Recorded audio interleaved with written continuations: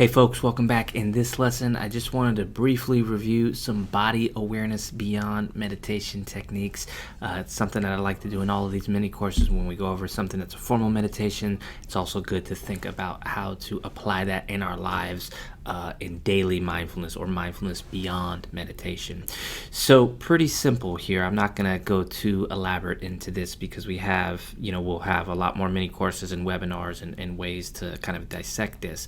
But one of the easiest ways is to just do the somatic check-in. So for example, right here, right now, you might have just come off of the last lesson, which was the body scan meditation. You may be coming back to this lesson at another time. You can just pause and actually check in with yourself. What am I feeling right now? What's the prominent emotion I'm feeling? And where, if at all, do I feel that emotion in my body?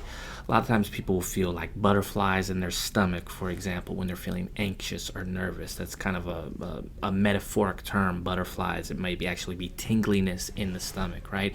Or when I'm feeling angry, for example, I feel my heart beat, or I feel tenseness in my chest. Or when I'm feeling joy and happiness and supreme contentness, I feel kind of like a light tingliness, a light calmness throughout my whole body, right? So you can actually get better at noticing your sensations in your body, and the more you do that, the more you have the ability to practice equanimity and to really see what your experience is. All elements of anger or depression or anxiety, for example, and positive emotions too, of course, all elements of those, so that you can learn to practice more equanimity. So another version of this is the body tap. If you remember from our other mini courses, and one of the biggest cognitive mindfulness acronyms that I love the most is TAP. Take a breath, acknowledge, also sometimes authentic, what's authentic for you, but in this case, acknowledge and then proceed. Take a breath, acknowledge, proceed. So I first take a breath, then I acknowledge. What am I feeling right now in my body? Am I feeling a sensation here or there? Am I feeling tenseness in the chest, tenseness in the neck, tenseness in the back? Or any other type of sensation? Is that connected to any type of emotion or other bigger experience? Sometimes it may be, sometimes it may not be. That's okay. Sometimes the sensation can just be a sensation. It's not that you need to look deeper or overanalyze or anything like that, but just leave room for that to offer yourself that option with that awareness. And then finally, another just kind of quick body awareness sensation technique that I want to review. This may in some circles not even be considered a mindfulness technique. It may be considered a grounding technique.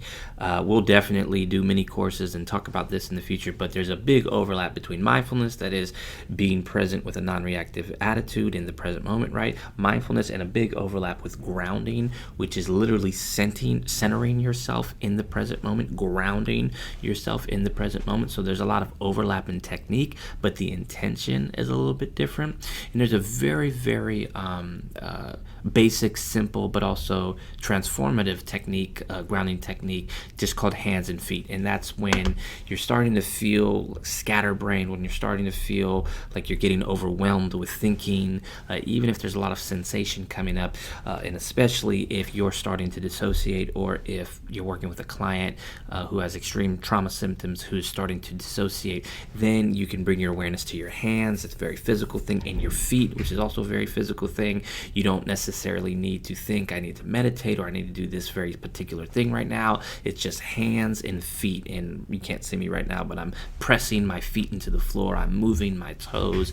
You can try that as a way to ground yourself. And these are all just ways to heighten your awareness of your somatic self, of your body, of your sensations, which over time will help you build that equanimity. And again, the grounding technique, the ultimate goal is to ground, is to bring yourself into the present moment. Is usually needed or used or utilized when extreme overwhelm, anxiety, thinking, dissociation, other types of trauma symptoms come up, to first get you into the present moment as a stabilizer before you learn to practice equanimity, or even just for that purpose in and of itself.